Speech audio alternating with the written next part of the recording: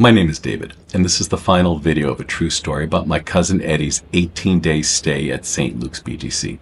The hospital saved his life. I am forever grateful, and the bill was a very reasonable $30,000 US and 1.7 million pesos.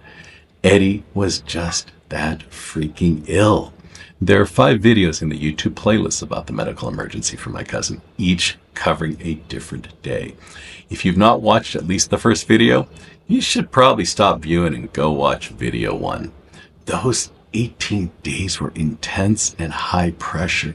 The information I provided was accurate at the time. It's been 3 months since Eddie's final day at St. Luke's. In this episode, you will see the day 18 video I shot in February while back in the United States. The original thumbnail was called Live or Die. Foreigner's Filipino family decides, because day 18, I believed Eddie would die if his family in the Philippines did not guarantee a loan to pay for his medical treatment. After that, you can hear what finally happened with Eddie, his hospital bill, and his overall health. I will have a different haircut, this haircut actually, and a different camera and a different shirt because time has passed. I've divided the video into chapters, so if you just want to skip to the end to figure out what happened to Eddie, just skip to the end.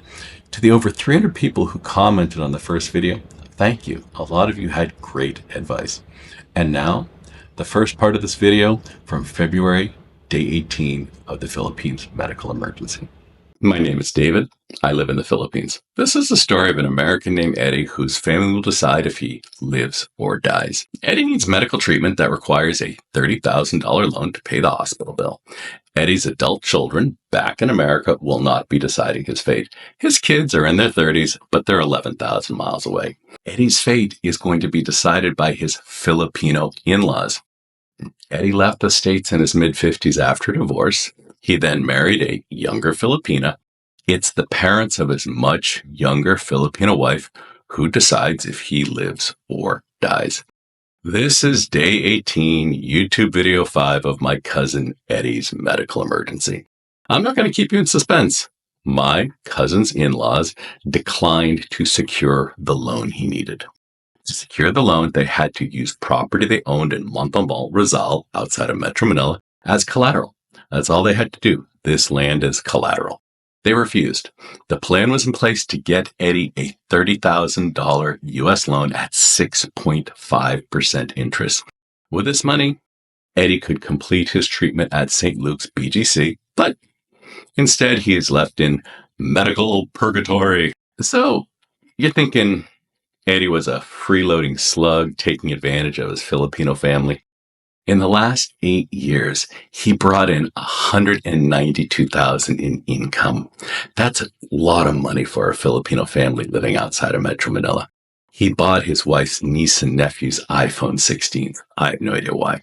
He built a 3-story house on the land owned by his in-laws. The new house was solid construction, cement, rebar, cinder blocks. There's a hammock on the roof. The original 1-story house had a tin roof that sounded like deafening drums when it rained. You couldn't sleep during the rain.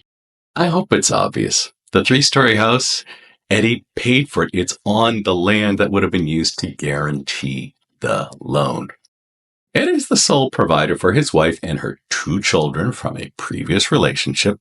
He is the sole provider for the son he and his wife had together. Maybe the in-laws balked because it would take him decades to repay the loan? No, the loan was on target. It would be paid off in 21 months. This was all worked out in previous YouTube videos on this topic. Maybe Eddie was going to stop providing for the family. If my cousin lives for 35 more years, he will contribute $1 million to his extended Filipino family. Okay, it is unlikely he will reach 101 years old, but you get the idea. Each year he's alive collecting Social Security, the entire family in the Philippines benefits. Let's look at it another way. Say Eddie's brother-in-law has a minimum wage job in Montalban, Rizal.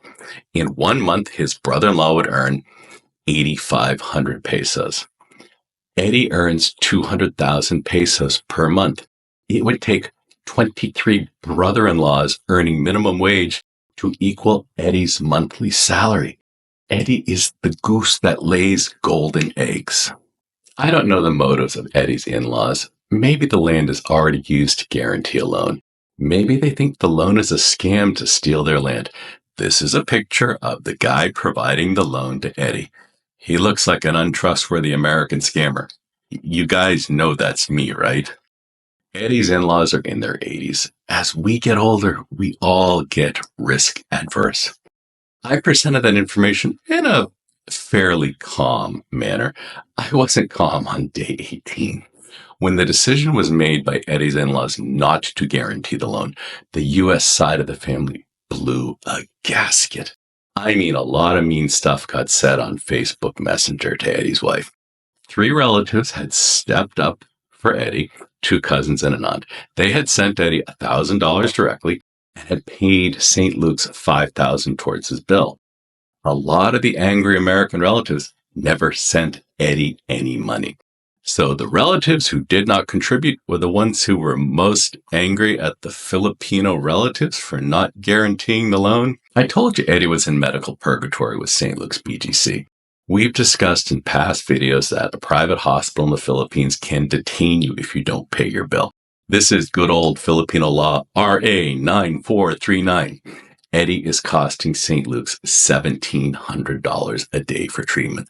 Now, we'd also talked before about an American named Jerry Allen Hansen who was detained for an unpaid hospital bill in 2013. Mr. Hansen had successful surgery. He recovered. He was costing St. Luke's $30 a day for room and board. By detaining Mr. Hansen for 3 months, the hospital recovered 800,000 pesos. Given Eddie is costing St. Luke's $1,700 a day, they're allowing him to leave without settling his bill. He's not detained. Eddie has been discharged. That was a great and pointless YouTube video I did on Philippine Law RA 9439. St. Luke's is not stupid. They did a cost analysis and they realized they would save money by discharging Eddie. There were tests Eddie needed. They were never performed. There were a bunch of cancers that he had to be screened for. For now, it'll just be a mystery. So you're wondering, so he's doing better? The hospital's discharging him? Well, 2 months ago, Eddie could walk on his own, use the bathroom on his own. Then something caused his near-death pneumonia. We don't know what caused it. He's leaving the hospital with a catheter. He can't use the bathroom without assistance, and he can only move around with a walker. They have no idea what his underlying illness is. His wife Daisy is now a 24/7 caregiver. Their 3 kids are staying with a family member. Eddie has until March 31st to late enroll in the U.S. insurance provided to retirees. It's called Medicare. Eddie's eldest daughter is handling the Medicare and his increased Social Security benefits. There's no way for Eddie to get insurance in the Philippines. Like anywhere, insurance will charge you an arm and a leg for pre-existing conditions. I have a friend in the Philippines with a heart condition. He's an Australian. He's been offered insurance for $24,000 a year. The insurance is paid in a yearly lump sum. Not $2,000 a month, $24,000 at the start of coverage.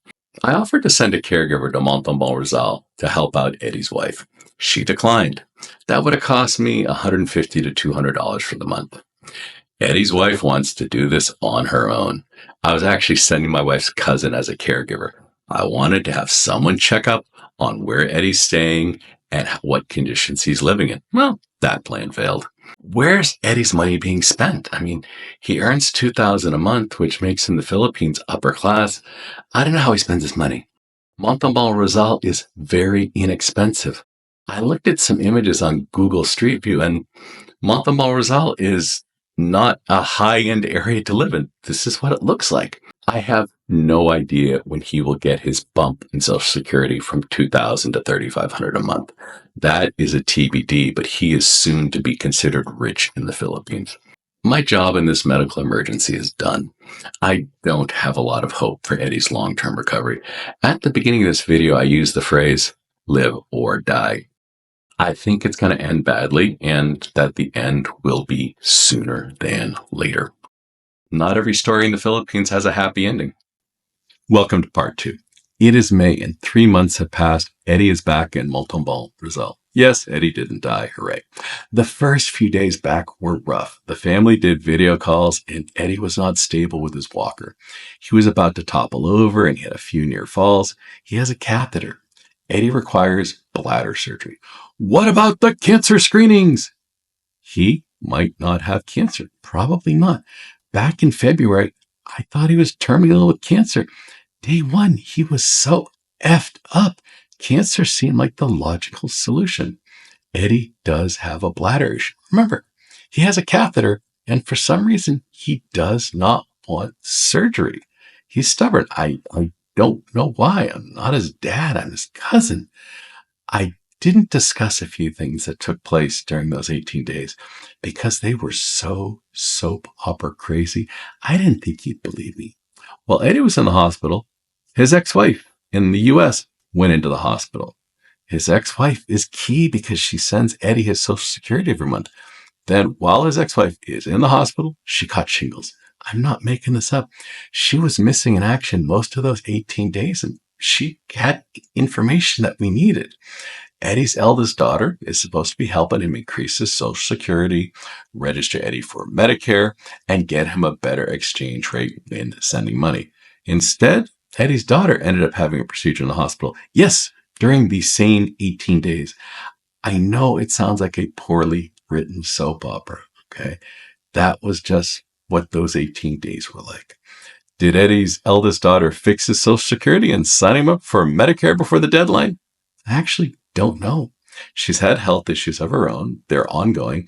I gave his family the information they needed. I walked away from interfering in my cousin's life.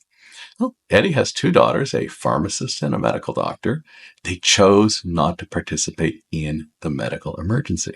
They are well paid, and they did not contribute financially either. Why? Well, Eddie left their mom for a younger Filipina he met online. Was the $4,000 I spent saving my cousin's life a total waste? I mean, do I feel silly that I spent that money? Eddie's been alive for 3 months. He's earned $6,000 in Social Security in 3 months. Well, we're ahead of the game. Families are messy things. This story is real. It's too stupid and crazy for me to have made up. Catch you in the next one. The formal video is over with. I wanted to say one thing about my channel.